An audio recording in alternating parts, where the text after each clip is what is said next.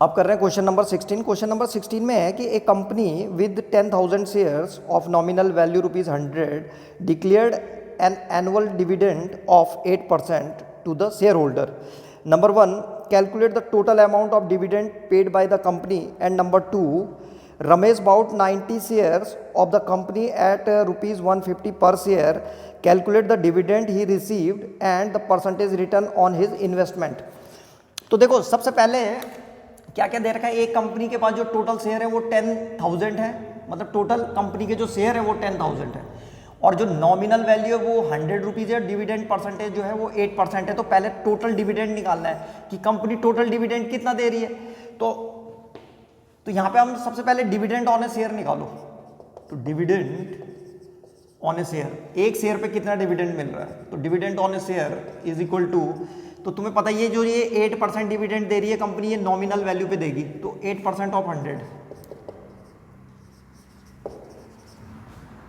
तो is equal to ये आ जाएगा 8/100, और परसेंटेज का मतलब होता है 1/100, तो 8/100 हो गया, ऑफ मल्टीप्लाई और 100, तो 100 से 100 कट गया। तो इसका मतलब 8, एक शेयर पे कितना डिविडेंड मिल रहा है, ₹8 का। तो कंपनी के पास कुल शेयर कितने हैं, 10,000। तो जो टोटल डिविडेंड आएगा वो कैसे करके निकालेंगे, नंबर ऑफ शेयर और multiplied by dividend on a share. तो नंबर ऑफ शेयर है 10,000 और मल्टीप्लाइड बाय 8, तो ये आ जाएगा हमारे पास 80,000। तो 80,000 का जो है टोटल डिविडेंड दिया गया कंपनी के द्वारा। अब अगला क्वेश्चन वो कह रहा था कि रमेश बाउट 90 शेयर, एक रमेश है उसने 90 शेयर खरीद रखे हैं इस कंपनी के एट ₹150, यानी कि 150 के हिसाब से खरीदे उसने 90 शेयर। तो वो कह रहा है कैलकुलेट द डिविडेंड, इसका डिविडेंड निकालना है। तो यहाँ पे लिख देता हूँ मैं फॉर रमेश।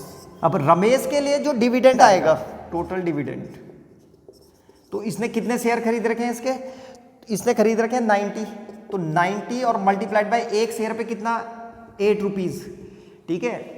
एक शेयर पे कितना डिविडेंड मिल रहा था, ₹8, तो 8 से मल्टीप्लाई कर देंगे इसको, तो 9 8 72, तो 720 इतना आया उसको।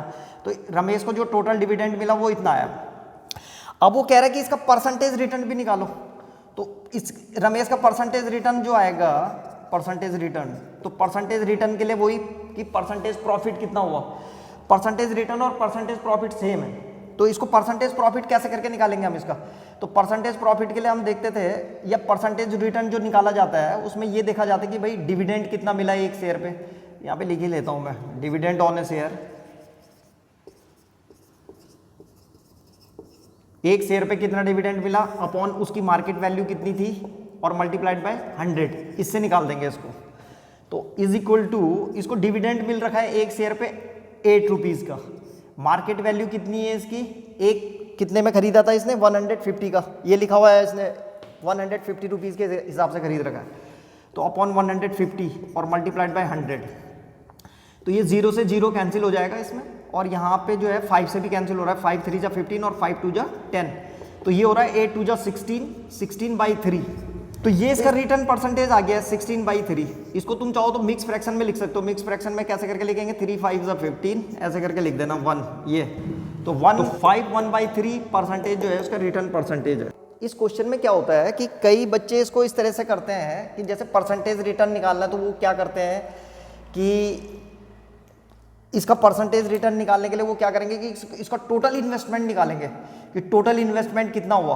तो टोटल इन्वेस्टमेंट इसने 90 शेयर खरीदे थे, 90 शेयर 150 के हिसाब से, तो ये लिखते पहले 90 मल्टीप्लाइड बाय 150 ऐसे करके, फिर उसका निकालते कि टोटल ये जो टोटल डिविडेंड मिल रखा था उसको वो 720 था, तो उसको लिखते ये 720 और मल्टीप्लाइड बाय 100 करके ऐसे करके निकालते परसेंटेज रिटर्न।